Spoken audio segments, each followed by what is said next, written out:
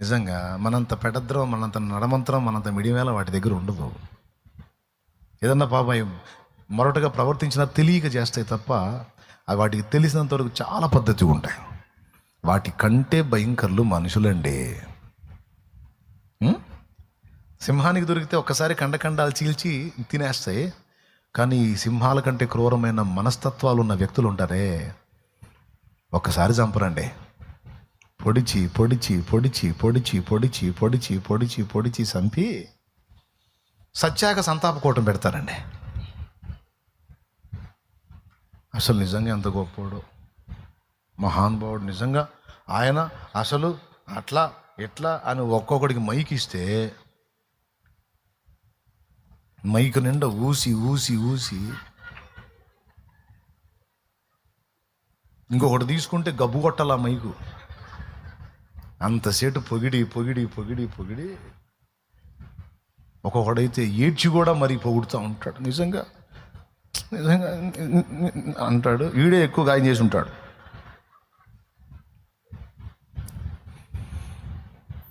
ఎదలో నగాయాలు రేపుతారురా, ఎంతో ప్రేమను పైకి చూపుతారురా. ఎదలో నగాయాలు రేపుతారురా, ఎంతో ప్రేమను పైకి చూపుతారురా. ఎవరి ప్రేమ చూసినా కలుషితమేరా, ఎవరి ప్రేమ చూసినా కలుషితమేరా. ఎవరిని గురిగా నీ వెంచుకోకురా, మనసు పెంచుకోకురా. లోకమే అరణ్య భూమిరా, మనసు లేని మనుషులే ముండ్ల పొదలురా, బ్రహ్మదండి పొదలురా. లోకమే పొరుగువారి క్షేమాన్ని ఓర్వలేరురా, పొడిచి పొడిచి మనసు విరిచి చంపుతారురా. పొరుగువారి క్షేమాన్ని ఓర్వలేరురా, పొడిచి పొడిచి మనసు విరిచి చంపుతారురా. పోయాక సానుభూతి తెలుపుతారురా. అయ్యో పాపం పాపం ఎంత మంచోడో ఎంత మంచిదో. పోయాక సానుభూతి తెలుపుతారురా, పొదివి పొదివి ఏడ్చి మరీ పొగడుతారురా. పొదివి పొదివి ఏడ్చి మరీ పొగడుతారురా. లోకమే అరణ్య భూమిరా, మనసు లేని మనుషులే ముండ్ల పొదలురా, బ్రహ్మదండి పొదలురా. లోకమే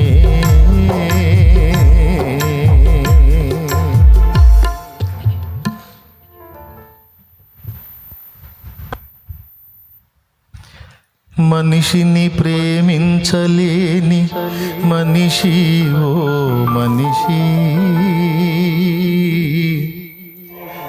మరణమనే కడలి సుడులు దాటలేవురా. మనిషిని ప్రేమించలేని మనిషి ఓ మనిషి, మరణమనే కడలి సుడులు దాటలేవురా. మంచివాడను నేనని మోసపోకురా,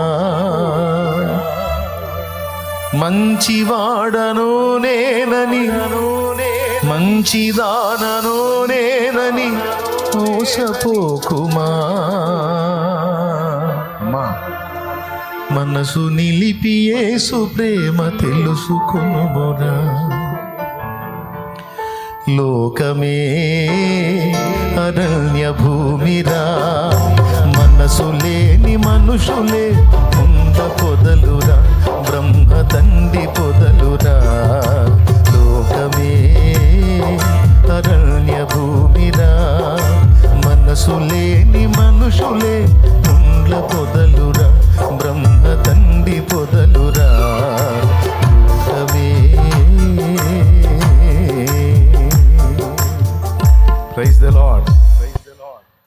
ఆ సింహాలు ఒకసారి చంపేస్తాయండి. ఆకలి అయితే కాలో చేయో తీసేసుకొని తినేస్తా అయిపోయింది. కానీ ఈ సింహాలు ఉన్నాయే, వాటికంటే డేంజర్ అండి.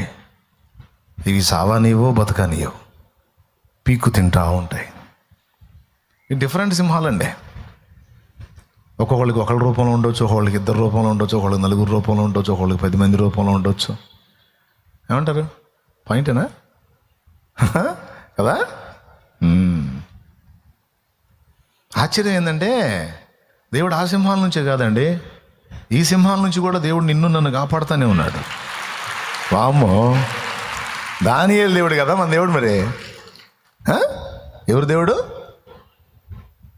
దానియేలు దేవుడే. నీ దేవుడు, నా దేవుడు. అమ్మో, లేకపోతే ఈ సింహాలు అసలు బతకనిచ్చేయ మనల్ని.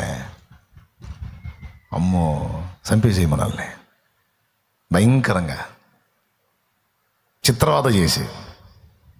కానీ దానియేలు దేవుడుగా నీ పక్కన ప్రత్యక్షమయ్యాడు ఈ సింహాలు గర్జించిన ప్రతిసారి. కుక్కలు మురిగినప్పుడు కర్ర తీసుకొని ముట్టెల మీద కొట్టాడు. కుక్కలు మురుగుతాయి అప్పుడప్పుడు, కుక్కలు వాటినేమో ముట్టెల మీద కొట్టాడు. పెక్క తినే సింహాలు ఉంటాయి, వాటినేమో కత్తి తీసుకొని గుచ్చుదా గొంతులని అట్లా ఆపాడు అన్నమాట. లేకపోతే ఆ కుక్కలు ఈ సింహాలు మొత్తం కలిసి అమ్మో బతకనిచ్చాయా? మరి దేవుని స్తుతి చెప్పవేంది మరి? ఇంత భయంకరమైన వాటిలో నుంచి నన్ను కాపాడుకొస్తున్నావయ్యా, నిరంతరం దానియేలు దేవుడుగా నాకు తోడై ఉన్నావు నువ్వు. హల్లెలూయా. దానియేలు దేవుడవై నిరంతరం నాకు తోడై ఉండి భయపడకో, నేను నీ పక్కనే ఉన్నానని చెప్పి నన్ను ధైర్యపరిచిన వాడా, నీకు స్తోత్రం చెప్పవే. చెప్పు, గట్టిగా చెప్పవే. నిజం. లేకపోతే నీ మనుగడే కష్టం. చాలామంది ఒప్పుకున్నారు మీలో. ఒకవేళ మీలో ఎవరికైనా అనుభవం లేకపోతే ముందు అనుభవంలోకి రావచ్చు. అప్పుడు ఈ మాట గుర్తొచ్చింది, గుర్తుపెట్టుకోండి. ఓకేనా? అంటే ఇప్పుడు మాకు కూడా అట్లాంటి రోజులు రావాలని దీవిస్తున్నాం అన్నమాట. అనుకోవద్దు, నేనేం దీవించట్లా, మీకు అలాంటి రోజు రాకుండాను గాక అని నేను అనాలని ఉంది. కానీ మరి దానియేలు మెట్టెక్కాలంటే అవి కూడా రావాలిగా. ఓకేనా? ఏం పర్లా. ఓకే, వచ్చిన స్తోత్రం, రాకపోయినా స్తోత్రం. నువ్వైతే ప్రిపేర్డ్గా ఉండు. అప్పుడు ముందే సిద్ధపడి ఉన్నాడు కాబట్టి ఏముందిలే. సిద్ధపడకపోతే మనం ఏదన్నా ఒక జర్కిస్తే థ్రిల్లింగ్గా ఉంటుంది కానీ ముందే ప్రిపేర్డ్గా ఉన్నవాడిని మనం ఏం చేస్తాం? మనం ఏదైనా హడావుడి చేయాలన్నా కూడా మెంటల్గా ప్రిపేర్ అయి ఉన్నాడుగా, అన్నిటికీ రెడీ అని. వేస్ట్లే అని ఇంకొకళ్ళు దేవుడు అడుగుంటాడు వాడు, సైతాన్ కాడ. అర్థమవుతుందా మీకు నేను చెప్పింది? అర్థమైద్ది. కాకపోతే ఎట్టా 3 సంగతులు చెప్తాను నన్ను. మొట్టమొదటిది దానియేలు యొక్క వ్యసనం. నేను ఈరోజు మీకు చెప్తున్నాను. ఈరోజు ఈ మాట చెప్పాలని ఎన్నో రోజుల నుంచి అనుకుంటున్నాను. ఈరోజు ఛాన్స్ వచ్చింది, చెప్తున్నాను నేను. తాగుబోతాడు ఎంత పిచ్చోడవుతాడో తాగుడు విషయంలో, గంజాయివాడు ఎంత పిచ్చోడవుతాడో గంజాయి విషయంలో, డ్రగ్స్కు బానిసైనోడు ఎంత బానిసైపోతాడో వాటికి కదా. అలాగే దేవుని విషయంలో నువ్వంత వ్యసనపరురాలివి కావాలి. బానిసవైపోవాలి దేవునికి. ఆ వ్యసనపరులే ఆశ్చర్యపోవాలి నిన్ను చూసి. ఇదేం వ్యసనం రో, మమ్మల్ని కూడా మించిపోయాడో అనిపించాలి. దేవునికి స్తోత్రం. ఇదేం వ్యసనం రో, మమ్మల్ని కూడా మించిపోయింది మహాతల్లి అనుకోవాలి.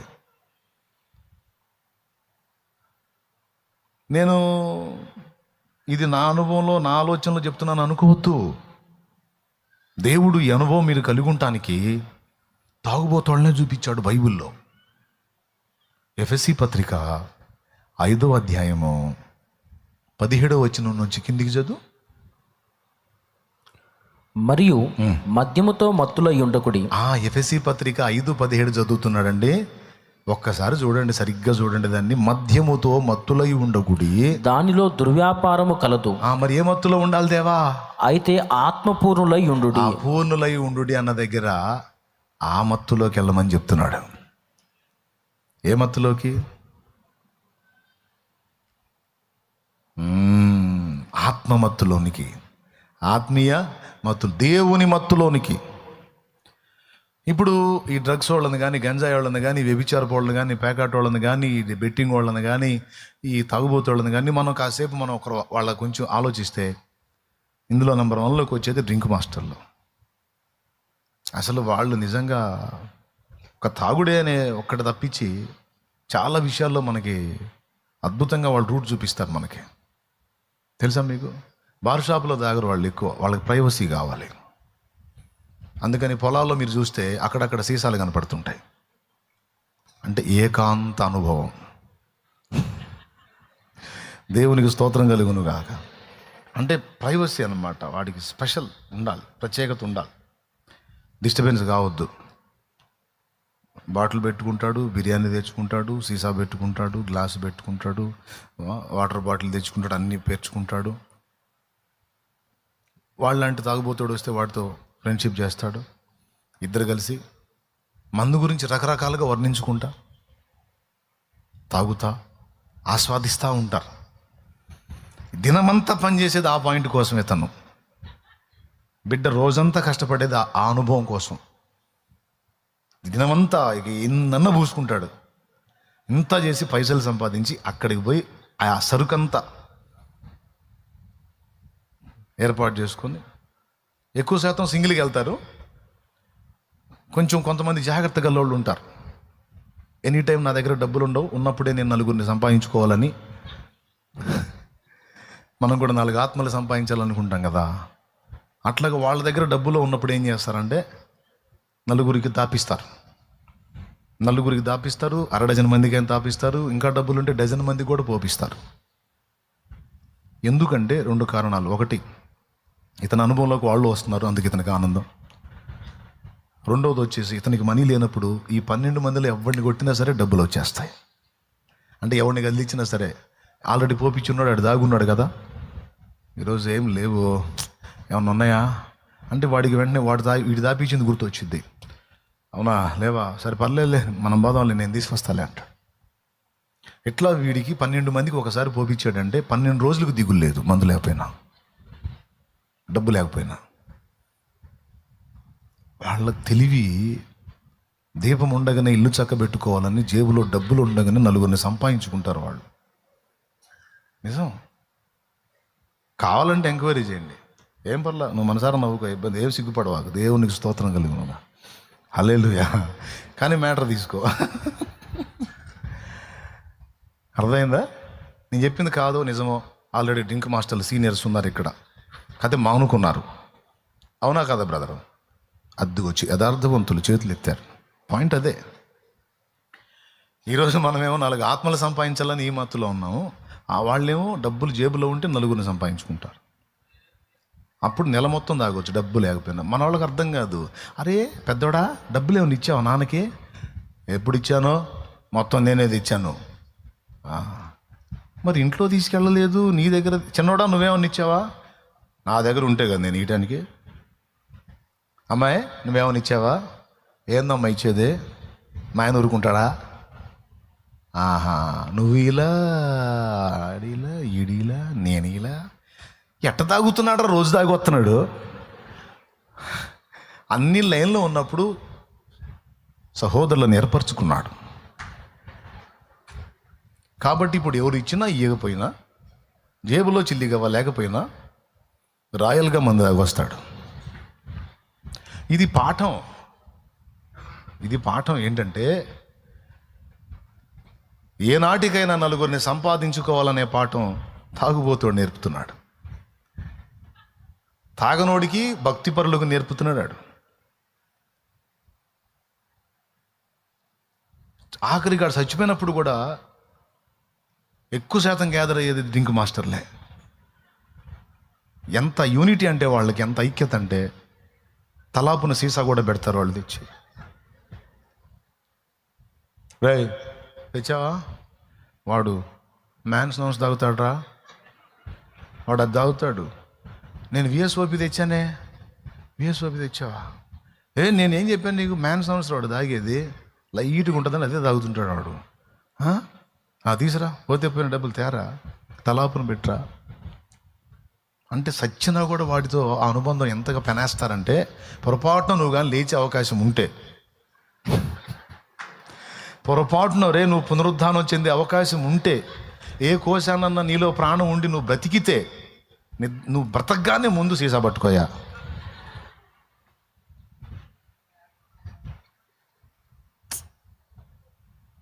ఆ రోజు వాని పాడే ముందు ఎగిరేది వాళ్ళే, గులాం కొట్టుకునేది వాళ్ళే, వాడి ముఖాన పోస్తారు, వాళ్ళు కొట్టుకుంటారు. అవునా? అసలు వాడికి మనిషో దెయ్యం అర్థం కాకుండా చెక్కుతారు. వాడి అద్భుతమైన శిల్పం, కళాఖండం. అందుకే చిన్నపిల్లల తల్లులు పిల్లల్ని లోపల పంపిస్తారు. పోండి లోపల, పోండి లోపల, పోండి దడుచుకుంటారు పోండి అని. ఎందుకంటే వాడి ముఖం నిండా గులాం పోసి వాడిని రాక్షసాకారం చేస్తారు కాబట్టి. మనిషి ముఖంలాగా ఉంచరు కాబట్టి. అందులో వీళ్ళు మంది వేసుకున్నాడు, అసలు మాటినరు. ఎవడు రమ్మన్ అంటాడు, ఎవడు పోతాడు వాడి దగ్గరికి? సావండ్రా, మీరే సావండి అంటాడు. ఏనరా మావాడురా అంటాడు వీడు. ఎన్ని సంవత్సరాలు దాగని తెలిసావాడిని నేను అంటాడు.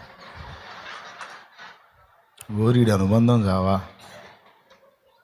ఆ తాపి వాడిగా చేసాడు, ఈడు కూడా రెడీ అయ్యాడు. గాలేస్తే ఎగిరేటట్టు ఉంటాడు, పాడికి మాత్రం అడ్డం తిరుగుతుంటాడు. ఎవడికన్నా చిరాకు పుట్టి కొడితే కాసేపు నీరసం వచ్చింది పండుకొని మళ్ళీ లేచి మళ్ళీ మొదలు పెడతాడు. అస్సలు వాళ్ళ సమర్పణ, వాళ్ళ ఐక్యత, వాళ్ళ త్యాగం, వాళ్ళ అంకిత భావం ఎవడికి రాదండి. ఎన్ని చిన్నెలు చూశాను సమాధి కార్యక్రమాలకు పోయి.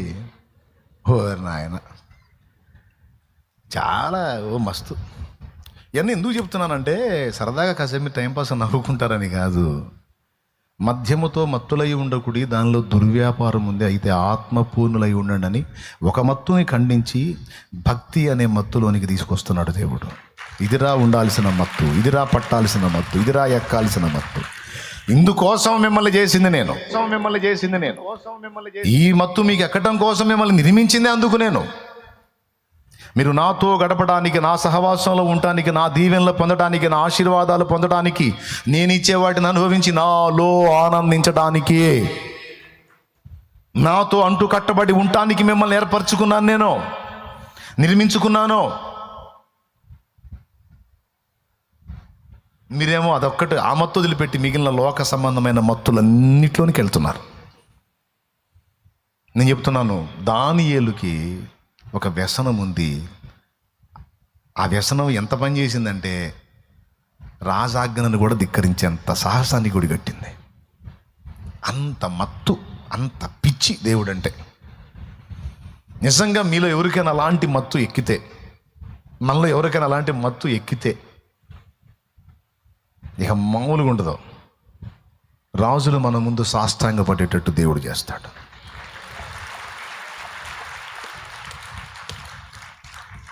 ఎందుకంటే దానియేలుకి చేశారు అట్లా. దేవుణ్ణే నీ రాజుగా, రాజాది రాజుగా, నీ హృదయ సింహాసనం మీద దేవుణ్ణే రాజుగా ప్రతిష్ఠ చేసుకున్న నాడు, ఆయన్ని కొలువు తీర్చిన నాడు, నీ గుండెలో ఆయన నిలుపుకున్న నాడు, నీవు ఆయన మత్తుడవైన నాడు, మత్తురాలివైన నాడు, నీవు ఒక జీవితానికి, ఒక సమాజానికి తరతరాలకు దీవెనవుతావు. తరతరాలకు దీవెనవుతావు. అందుకే ఇది ఆశీర్వాదకరమైన మత్తు, దైవ భక్తి అనే మత్తు. ఇది మనకు పట్టాల్సిన వ్యసనం. వాస్తవంగా దేనికి వ్యసనానికి గురి అవ్వద్దని చెప్తాం కదా, కానీ దేవుడికి మాత్రం వ్యసన పరులంగా అయిపోవాలి మనం. అయితేనే సమాజం బాగుంటుంది. దేవుణ్ణి ఒక్కడిని మనం స్వీకరించకుండా ఇక మిగిలిన దేనికి వ్యసనానికి బానిసైన నాశనమే. కానీ దేవునికి బానిసలం అయ్యామంటే, దేవుడు అనేది మనకు వ్యసనంగా మారిందంటే, నాశనం అయిపోతున్న బ్రతుకులను కాపాడగలం. కాబట్టి దానియేలు నేర్పుతున్న మొదటి పాఠం ఏంటంటే, దేవుని మత్తుడాయన ఎప్పుడు. నాయన మీకు అర్థమైందా? ఎంతమందికి అర్థమైంది? చేతులు ఎత్తండి. దేవుని మత్తుడు.